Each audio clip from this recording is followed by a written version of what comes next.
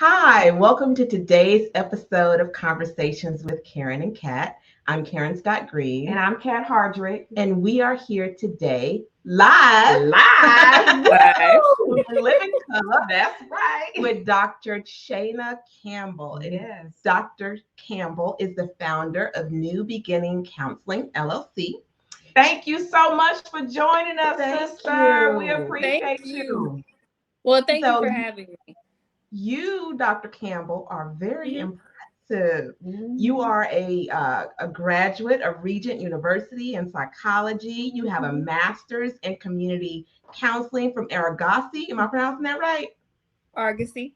Mm-hmm. And you have a second master's, and a doctorate in philosophy from Walden University. Yes. Ma'am. Look at all those plaques on the wall. You got as much space, girl. Trying to prepare myself to better serve the people.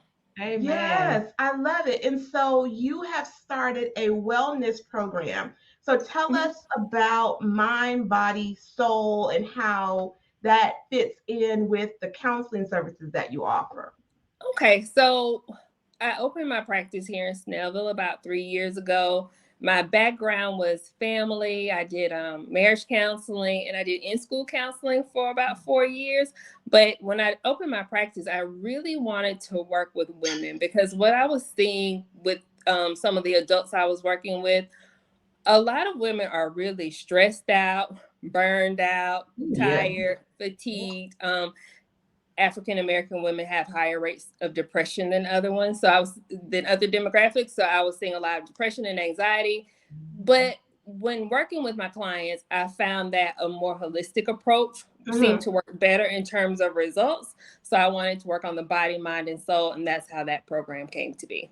So you said something that surprised me. You said that African American women have higher rates of depression. Yes. And how does that coincide with the trope that we've been labeled and the mantle that we wear and carry on our backs, that we are strong women and, the strong Black women? Ooh. Deep breath on that one. Yeah. Let's unpack that. Look. Please, let's unpack that. And thank you for bringing that up. The whole strong Black woman syndrome is something that I hope we can get rid of. I hope women can take their capes off, because it is literally killing some of us. One of the main things, you cannot work with me and not do self-care. Period. Right. You have to do self-care. It's mandatory. We as women, we take on so much. Sometimes the role of the house, extracurricular activities of the kids. A lot of women I work with have high-powered careers, and we work under this philosophy of kind of bend but don't break. Ignore your feelings, put yourself on the back burner, and that's where the higher rates of depression come in. And if we think about it from like a cultural aspect, we're not really trained to talk about anything. It was what goes on in our house stays in our house. So people don't open up, they don't share their feelings. And what I find with a lot of women who suffer with depression, they feel like they're alone. Like nobody else is having the same experiences. But if we were to open up and talk, you would find that it's way more common than we think. Yes, it sure is. I manage my depression. I openly talk about my mental wellness. I am a huge advocate for mental wellness in the veteran component, as well as in society, period. So I absolutely love what you're doing, because it took me over 20 years to talk about my trauma. And when I walked into that room, there were so many other people who had that same range of never talking about what happened. And so why do you think so many people are angry or depressed? Because they're carrying decades of untreated trauma from the stereotype of, oh, you can't talk about this, or you're alone, and you already feel guilty, ashamed, embarrassed, and all of those buckets, everything that come out of that bucket of negativity. But when you are able to speak to someone who genuinely cares about you, now you're liberated. So now I talk more about my trauma than I ever have. And as a matter of fact, I just talked about it this weekend. Complete strangers, we're in the restaurant crying. Right. Yeah. me sharing my testimony was able to give them the power to tell their testimony. And now I'm on a mission to try to find them some help so that they can have a licensed professional. But we have to start giving people permission to say, I'm not well. Yeah. You always say, how you doing? Oh, girl, I'm fine. You lying. I'm good. What's really wrong with you? Or the other, blessed and I'm highly blessed and highly favored. Okay, that's true. Right. But how are you feeling? How are you really doing? What's going on? And we do that a lot with one. And we literally check in. And she knows my highs and lows. And she's very like, okay, sis, how you doing? Like for real. Mm-hmm. She literally, and that makes a difference. And I'm hopeful that people can find that network so they'll have somebody to talk to. And then the other thing, because I'm glad I met you and I love what you're doing, I found that you have to have a connection with your medical professional. Absolutely. We're not going to open up if there's no connection. And no disrespect to my non-Black leaders, licensed professionals, but you have to be for me, I needed someone culturally competent. We didn't have to go through my same trauma, but I need you to understand when we say kitchen table or our, what I'm trying to say, when you say, it's taught not to talk. I don't want to have to explain my history, my culture, my, like you just said, we're taught what happens in this house, stay in this house. Like I was taught that, I repeated that, right? So, but because you know our culture, you already come into the person understanding that these may be some barriers that you have to overcome versus just sitting there looking at us like, okay, I got you. All right, that's it. And then you send away, you don't even feel like this person even did anything. So like now what's going to happen? I'm going to shut back down. Yeah. So how do you approach? I'm sorry, go ahead. How do you approach that when you have new clients coming in? And I'm sure you see all races. I know you primarily look at Black women. My population is primarily African-American women. Okay. But the one thing I try to do, because I understand that I'm a complete stranger to you. You don't know me, and you're really coming in here telling me the deepest, darkest secrets of your life, some things that you've never told anyone before. So I try to create a safe space, a non-judgmental space. I don't take on clients if I don't do a consultation first. I have to talk to you first to make sure that, number one, you're a good fit for the agency, and that what your needs are is something that I actually specialize in. I don't take clients just for the sake of taking people. I'm quick to give a referral if it's outside of my scope of practice. I specialize in anxiety, depression, and trauma, and then I do the wellness component. So if it's something outside of that, I'm more than willing to help you find someone. But as far as the cultural competency component goes, that's very important. And what I found during my dissertation study was that a lot of African-American women felt like they had trouble finding African-American counselors. That was like a big thing. They were like, I want somebody who's culturally competent, but I'm having trouble finding them. They are out there. Great platforms like Therapy for Black Girls. That's where you can find a clinician. But I think it helps in just like understanding the person's experience. And like you said, you don't have to come in and explain to me how our culture works, because I grew up in it and I get it. I understand how religion plays a role in the mental health process. Some people come in, I was born and raised in the church. Some people are hesitant to come to therapy because they feel like, if I show up for this therapy session, like I'm slighting God, like I'm not trusting, I'm not having faith. But I say this: if you're sick, you're going to the doctor.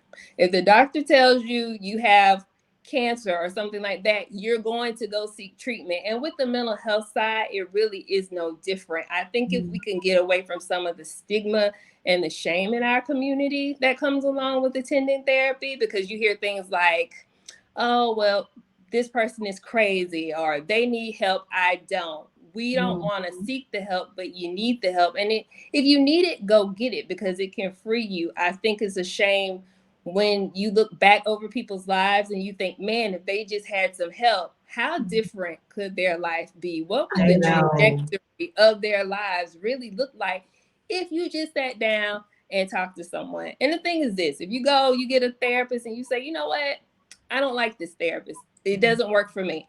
doesn't mean that they're a bad therapist. There has to be a therapeutic relationship. If that's not there, you're not going to want to open up, and you're not going to want to talk, and there has to be trust established. So to answer that for you, just making sure that the client is comfortable in the environment to open up.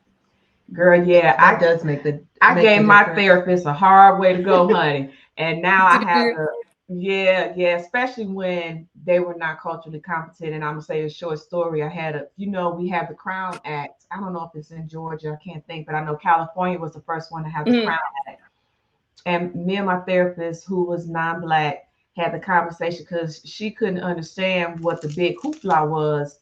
Because if you own a business, you should be able to tell people what to do and everything. And I'm going, and you my therapist. I'm just sitting here like, you my therapist, and you don't get it. So I'm like, no slight on that person. Everything is that's but cool. You weren't for me. You weren't for me. If I'm sitting in your office and I'm telling you the things that I am going through, I don't need you to try to minimize what I'm feeling. And I don't want to have to code switch when I'm in your office either. So, I should be able to feel how I'm feeling, and you as my therapist help me work through that, not try to tell me that the thing that I believe and feel is not what I'm feeling. Because you don't get it. You understand what I'm saying? Because you don't. And so now I got to educate you on the fact that we should be able to wear our hair the way it grows out of our head, whether we want to wear a wig, afro, whatever we want to do with it, to get employment. Yes. Right. But because you don't look like me and you've never been discriminated against. Experience. Yeah. You don't understand it. And that adds to what? Anxiety, depression, so, and because it's in a workplace. And that's something that we need to talk about that in the workplace. Like, people don't even, like,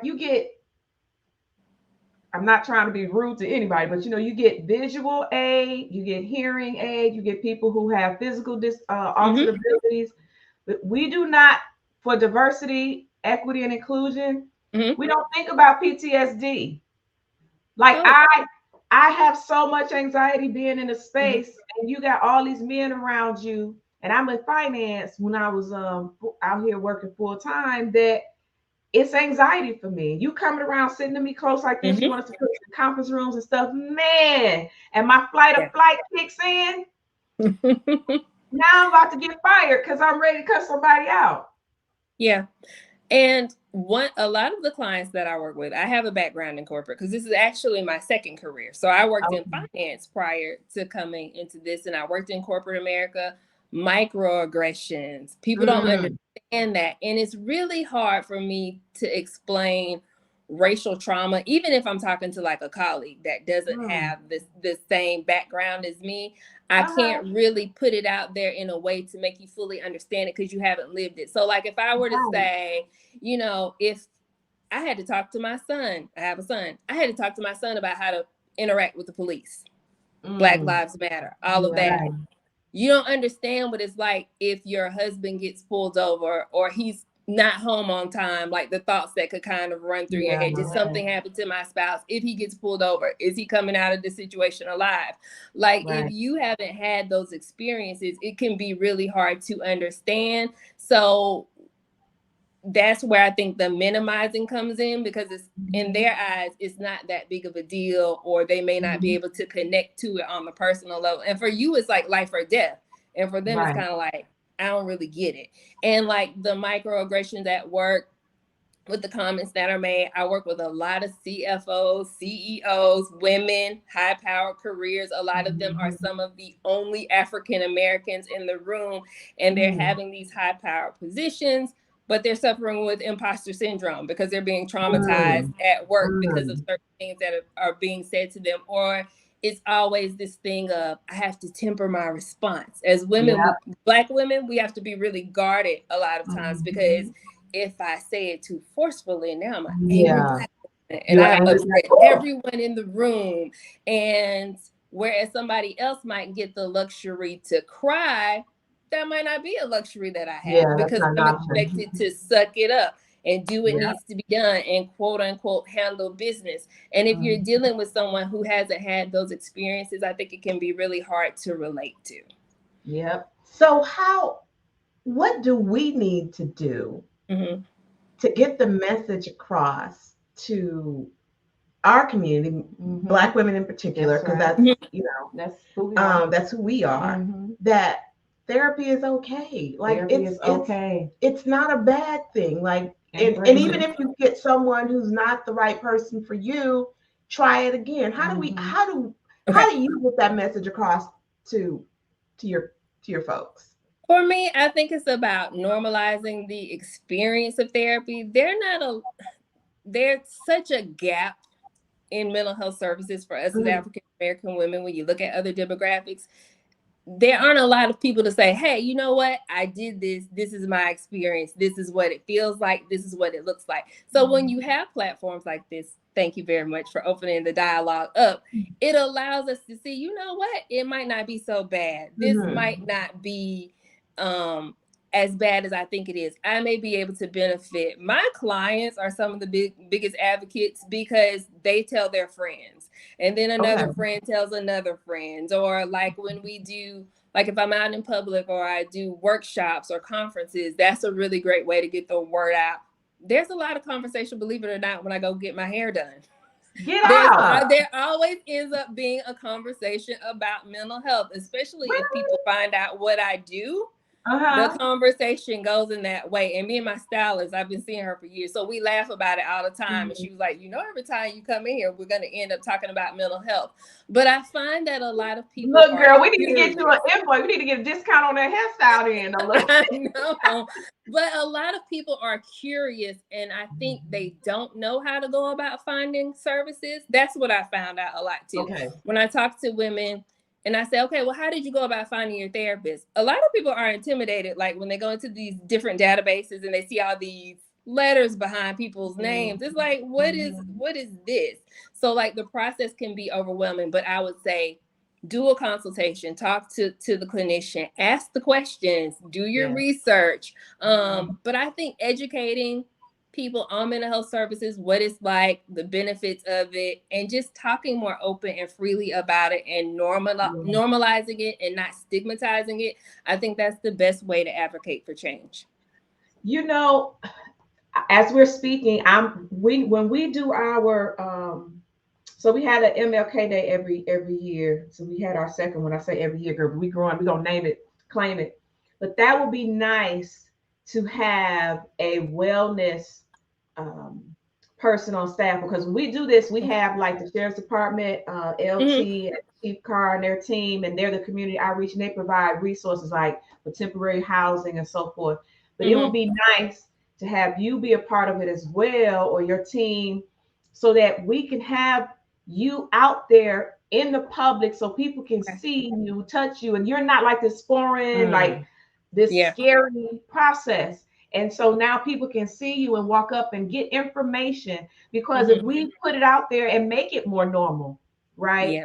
It shouldn't take us decades to talk about our trauma and get help. You're not gonna, if your toe turns purple, you're not gonna wait 20 years to go to the doctor. Hopefully, I do. Now we know that's another thing in our culture. Some of us might try. Like we let's keep that real. We'll go to the doctor, right? But we know that for women, we'll go typically. If I'm not, men don't, but women, our men don't, but us women will go. But we need to find an environment where we can put you and all of what you're doing to me in our community events, so that people can see you and now know how to get in contact with you, because it is intimidating. And a lot of people use their health insurance. What is that called? That EAP? Bam. EAP. They use that. But what if we don't have insurance? Which a lot of people don't. And a lot of people don't even use their EAP. They don't know about it. So let's touch on that really quickly. Go ahead. Run with EAPs up. So and I'd love to participate in anything that you're doing. So keep me posted and I'll definitely come out. But EAP are services that particular jobs offer. Every job doesn't offer them, but some jobs do. So it's like your job will say, we'll give you 12 sessions or maybe 8 sessions of therapy for free. So whereas your health plan may not cover it, your EAP services might. So what you'll usually find is you call in, you ask, they'll give you an authorization number. You call the clinician that you're interested in and see if they're in network, and then they pay for your services that way. Look for sliding scales when you are looking for clinicians, because a sliding scale, they'll offer you a lower rate. Sometimes based on your income. I do scholarships. So I have like a certain number of clients that I try to do sliding scales for. What else is a good way? The Loveland Foundation, they do vouchers. Now, what is this now? The who? The Loveland Foundation. Foundation. Okay. And they do vouchers. I had a client who got like 12 sessions for free. So you just sign up, and then like once the therapist completes the session, they email it over to them, and then they pay them that way. But I think they do it once a year. And like around, I want to say August, September, but don't quote me on that. But that's a good resource to have too. Let me think of what else might be. With your health plan, if you have a deductible, like you haven't made your insurance deductible, if you go and you participate in therapy, you can get a super bill from your clinician. And it's like a receipt that they send to the insurance company, and then the amount you pay for your session is applied to your deductible. So that way it's not like a total loss to you as well. So those are some workarounds, hopefully. But let me say this. We have a Facebook. If you out there getting your hair done and your nail done, but you don't want to pay for your mental health, I need you to do better.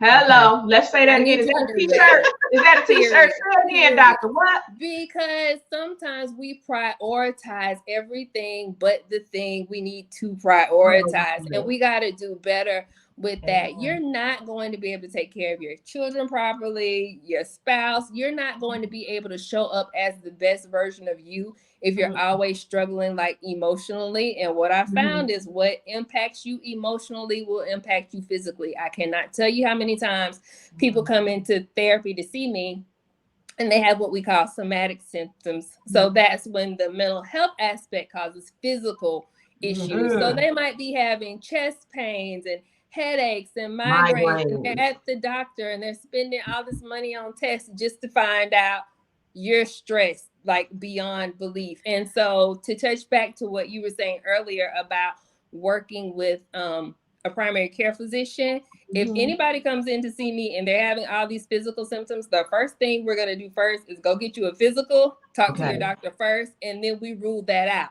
If that has been ruled out, then we continue working like on the mental health side of things. And then if spirituality is big for you, and prayer and meditation, all of those things can be used to like calm anxiety. Absolutely. So whenever I do like a treatment plan, which basically just says what I'm going to do to help you get better, I always make it individualistic and personal based on where you are in your life, what you came in to see me for. So if you can find a clinician that's going to give you the details, work with you on what it is that you really came in to see, and help you produce some results, and not just talk therapy, I think educating the client on their condition. That's imperative. I need to give you the skills to manage the depression, to manage the anxiety, so that when you leave this session and life happens, when life starts lifing, you can like cope. We know that it does, I need you to be able to have the tools to be equipped to do that. That's what therapy is about. I wanted to address, there's a comment that a Facebook user made when we were talking about using the EAP at work.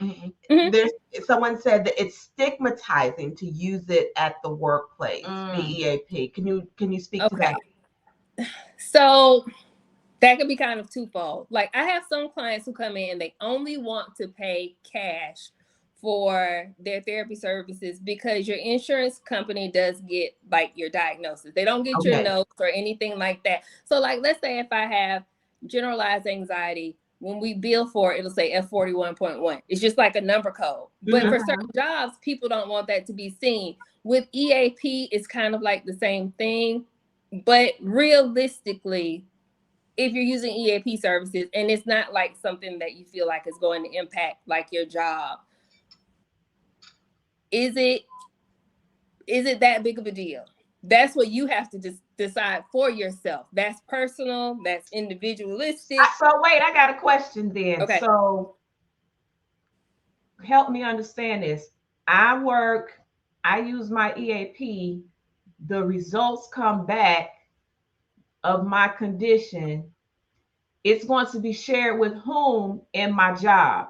Nobody at your job. Okay. It goes to the insurance billing department just like any other part of your medical record. So it's not like your manager's looking at it. It's a part of your medical record. HIPAA. That's like HIPAA. You can't. Exactly. That's so right. That's what I'm saying.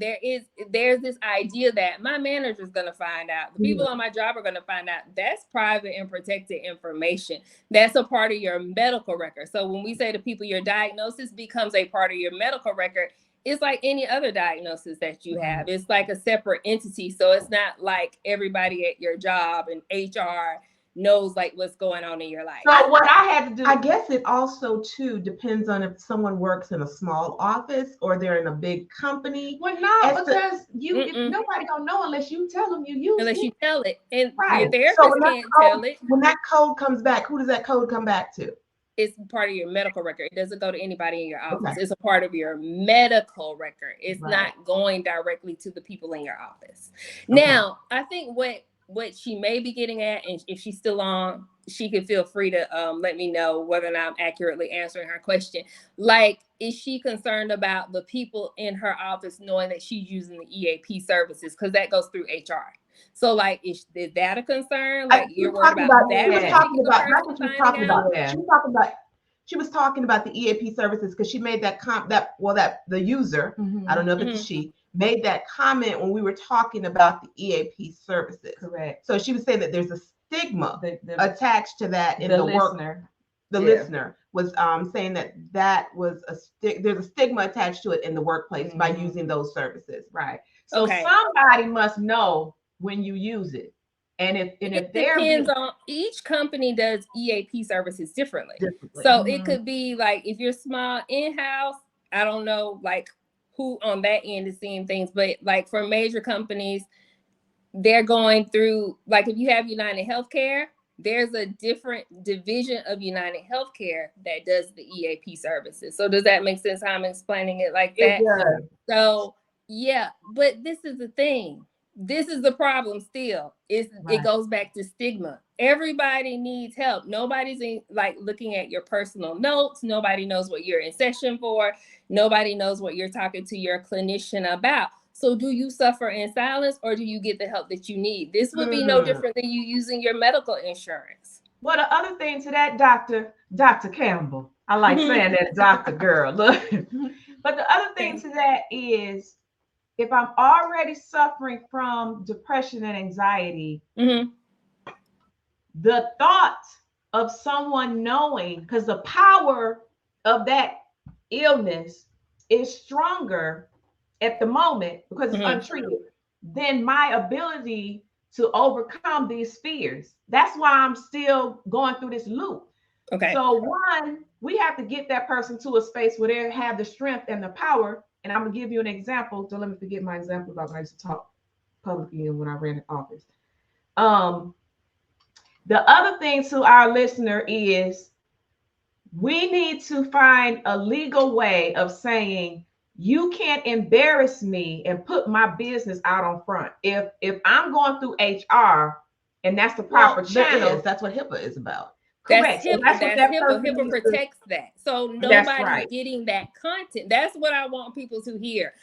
Nobody in your HR department no therapist is gonna call and be like, hey, they have anxiety and depression, and then they start to whisper. It's part of your medical record. I couldn't go to your doctor. I couldn't go to your job and say, hey, you know what? So-and-so has cancer. Right. That's not how it works. So I want to be really clear on that. I think more so it's about understanding the process and how it works. So if you feel this way, right? If you're worried about the stigma, this is what I'm going to advise you to do. And you want to use the EAP services, call and ask directly. What happens? What information is provided? Who's getting it? Ask the questions. But like I said, your medical record is a separate entity that is not going to your immediate manager. It's not going to your HR department. Nobody's should be able to sit in a meeting and say to you, well, we know you have depression because we know this, and that. That's not allowed. So when we initiate our EAP, it's online. We don't have to go to HR to start it. It depends on the company. Correct. And it depends let me use like United Healthcare, for example. You call the number that's on the back of your car and you say, hey, do you offer EAP services? And if they do, they direct you to another division of United Healthcare. That has nothing to do with anybody at your job. Right. But if you got that small mom and pop shop, that's why I said ask the question. Right. Ask the question because I want you to be informed so that you can make an informed decision.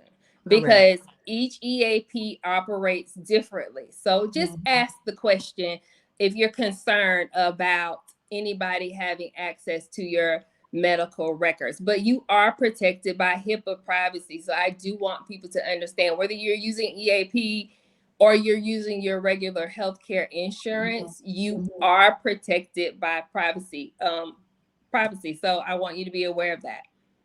So I'm going to, we're going to read comments. Yeah. So there's another Facebook user, or the same, I'm not sure, that says they talk. I've lost a few coworkers who unalive themselves because people talk. Chain of command constantly spoke about things spoken in confidence, speaking from law enforcement point of view. Wow. Okay. I am sorry to hear that, but we're dealing with humans. And if people get your information, unfortunately, they do talk. But that's not supposed to be the standard. So if the person is still online, what happened with that? Was it even addressed? Like within the office? Were there any ramifications for that?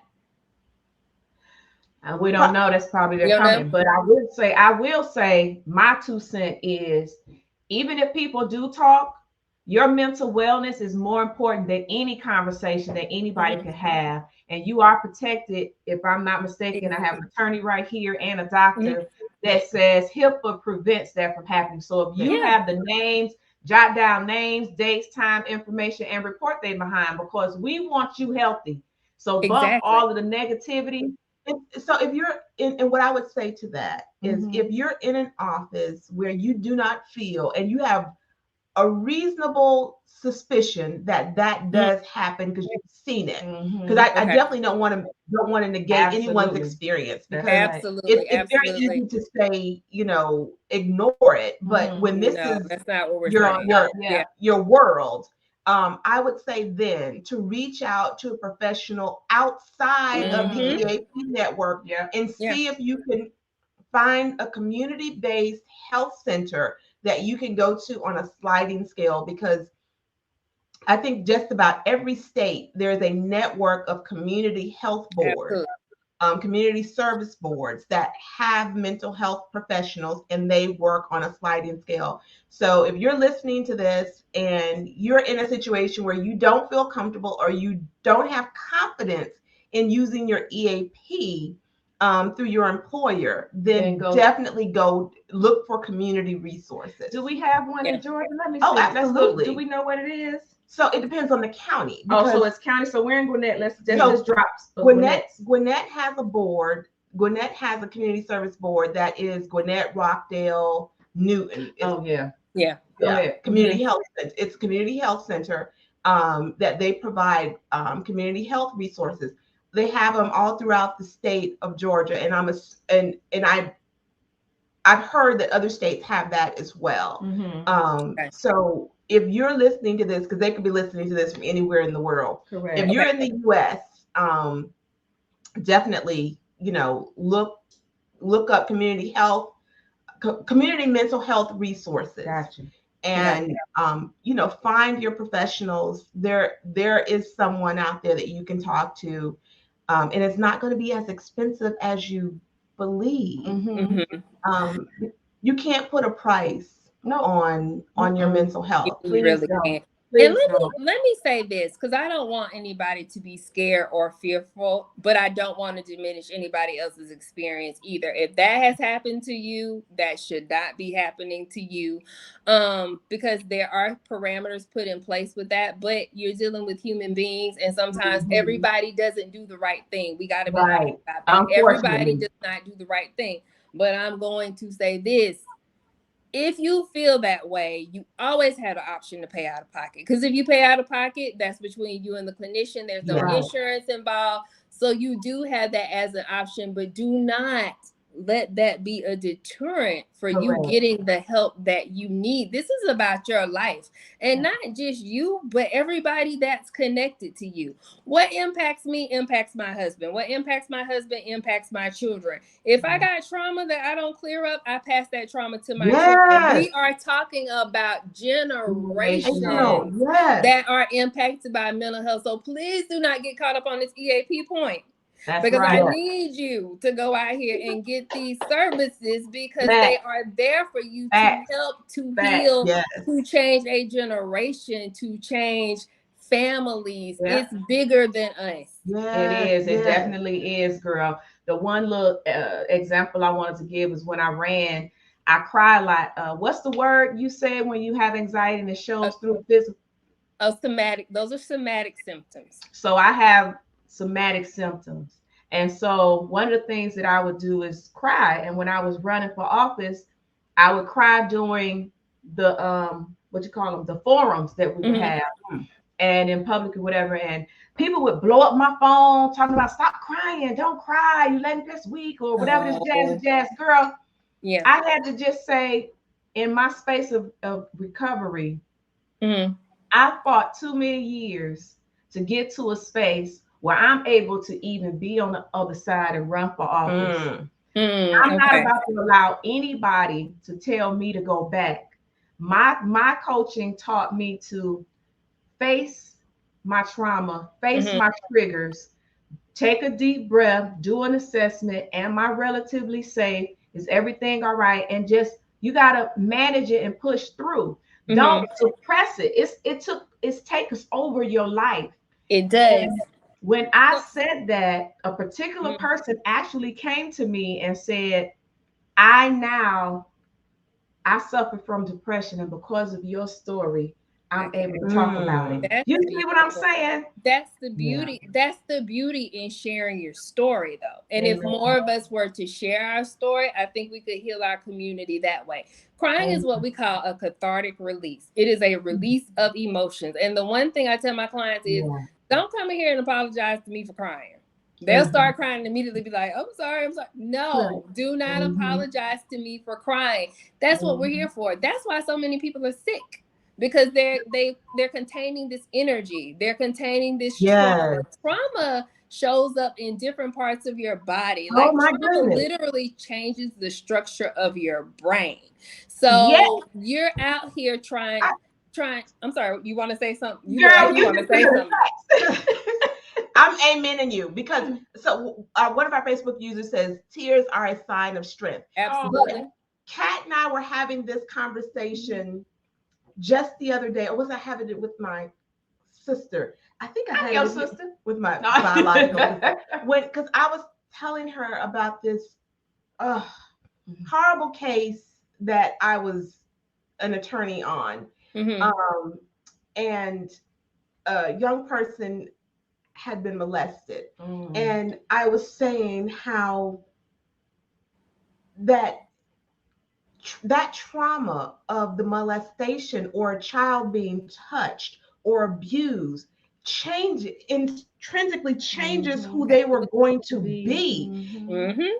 So I have seen, in working with young people, working with children, I've seen so many children who have been either physically, sexually, emotionally abused, who now have mental health issues. Absolutely. And it's not that everyone who has mental health issues has been abused, but I have seen that these young people who have been abused have mental health issues. And I haven't read a study on it. Well, that's not true. I have. Yeah. But it changed who they were going to be. And like you said with the brain, it truly affects your brain. Yeah. Speak more to that, doctor. If you go on, like if you were to look at an image of somebody who has PTSD, which is post-traumatic stress disorder, the images of the brain look different than someone who hasn't had that type of stress. So if PTSD has the ability to change like the way that your brain functions, I think you're asking a lot of yourself if you think you're going to just get over that. We're taught, get over it. Like that happened. Why are you still hanging on to that? Do you understand how major that is to expect someone to be, let's say, molested, any type, if you've seen someone be murdered, like all the traumas that we face, if you know someone who OD'd or somebody who died by suicide, and we are kind of taught to function in this way of, okay, that happened, but tomorrow you got to be at work. So get up and come to work tomorrow and be here and be on time and show up and function the way that you used to. That's irrational when we say it like that, but that's what we're doing. That's what we're doing day after day. People are pushing their trauma to the back. You know that it's there, but it's kind of like, well, maybe you don't know how to deal with it. Maybe you don't know how to navigate it. You may not have the tools. You may not want to seek help. And people are just walking around holding on to this trauma. But it comes out in different ways. So if I see somebody at McDonald's about to fight because their order is wrong, I know it's about that order. Under the surface. It's something else under the surface. You're not in here acting like that because of this. When I see people acting out, and especially with small children, so if you have small children, please hear me on this. If the behavior of your child has changed drastically, this is not who you've known your child to be. Figure out the why and not be so quick to punish the behavior. That's what I feel like we do. It's real quick to say, oh, well, you did this. Well, I'm going to punish you this way. It could be like, and I understand that children have to be reprimanded, like you're taking their devices and things. But see if you could get to the bottom of why they're acting the way that they're acting. Because I think, too, with children, they need to be taught emotional intelligence. They need to be taught how to properly express their feelings. And not just them, but us as adults, too. We need to be able to properly say, this is how I feel. This is what's going on. This is why I'm acting the way that I do. Because if you can do that in childhood, you can become an adult who can do the same thing. And for some of us as adults, if you hear anybody doing like inner child work, it's like reparenting your inner child. Because a lot of people are out here giving trauma responses. You're responding from the place of your trauma. You're responding from the place of your hurt. But the mature adult version of you can be taught to respond differently, but that comes with doing the work in session. And I'll say this, therapy is not an easy road, but it's doable and you're going to benefit from it. But for my clients who show up, do the work, do the homework, I always give homework outside of sessions, like interventions for you to use. That way we can see if what we're doing is really having an impact on your situation. These people are going on, they are happy, they're healed, they're whole, they're living their best lives, all because they made a decision to just go sit down and have a conversation. I tell people, just look at it like you're just gonna come, you're gonna sit down, we're gonna talk about some things. I don't force people into talking about anything because you have to approach certain things, especially when you're dealing with trauma. You got to be able to approach it when you're ready, but find you a clinician that fits, that works, that understands you, understands your experience. If the first one doesn't work, go back and try it again. You owe it to yourself to live the best life possible. Yes. And on that, you got I just want to ask, our roundup question. So, mental health is always our thing. And we always ask our guests to try to remember to ask, what is your go-to mental wellness routine to safeguard and protect your mental wellness? Okay, so this is another reason I started the program. So this is a great way to end.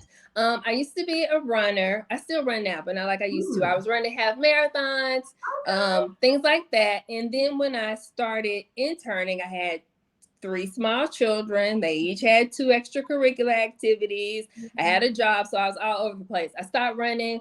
First year I gained 20 pounds. Next year I gained about 15, and then I stopped counting. And I was like, it's time for me to get myself together.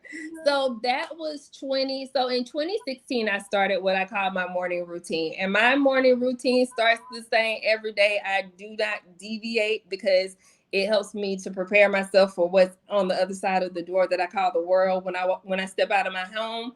But I pray, I read, I meditate, and I work out. That is my morning routine. And when my children were smaller, they're middle school and high school now, but I would do it before my children got up, before my spouse got up. It was just my time for me. And my clients, I put a lot of my clients who are in the wellness program on a morning routine, and some have a nighttime wind down routine as well. But that keeps me stable. The gym is a good outlet for me, which was why I brought the fitness component in, because exercise helps with depression and anxiety as well. With the endorphins. So that's my routine. I run a lot because running lets me clear my head. It's just me by myself, no deadlines, nobody kind of pulling at me. So those are the things that I do to help keep me grounded, especially with the nature of my work. I have to have an outlet too. I am not opposed to therapy. I am the therapist that will go to therapy if needed. Amen. Because so I'm practicing what I'm preaching. And when I tell you self-care, I do self-care. My husband has this little joke. He says, "You're always lunching and brunching." But I go out with my girlfriends. And I'm like, and you know this.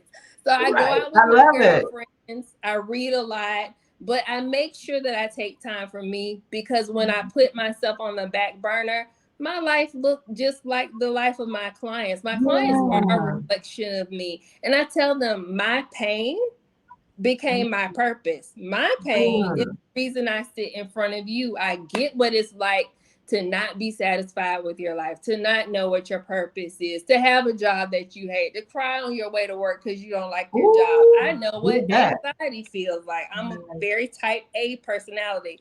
And if you know anything about type A, anxiety ranks with type A because it's that perfectionistic type. I had to get out of all of that. I've had to relearn so many things. But all of the lessons that I've learned are the things that I incorporate and give to my clients just to help people get through and make life easier. Life is hard. Let's be honest. Life is hard. So I hope that through the therapeutic process, people can gain the tools to just live a good, happy, and healthy life. Amen. Yes. Amen. Yeah. And so our listeners and our viewers can reach Dr. Campbell of New Beginning Counseling via the website at nbccga.com, via email at newbeginnings@tsesecuremail.com, and on Instagram at Dr. Chana.Body.Mind.Soul, and on Facebook at Chana.Body.Mind.Soul. And for those of you who are listening, Chana is Chana. Dr. Chana Campbell. Sounds like, it looks like it's going to be Chana, but it's Chana. It's Shauna, actually. Shauna. Oh, look at you. It's Shauna. So you have her information. If any of you want to reach out, there's various mediums, and we're going to post this on our social media as well, and on our website for our contact information for those of you who want to reach out to her. Do you offer telehealth services? I do. Actually, I'm only doing telehealth services. Okay. Oh, good. Very good. Very so good. People can get you from all around the world. That's all right. So love it. We want everybody to get plugged in. Make your health, your mental wellness a priority. Absolutely. And you are not alone. You are not alone. So we are here with the village to try to make it happen. And as always, thank you for joining us on this episode of Conversations with Karen and Kat. Well, we are impacting the world one conversation at a time.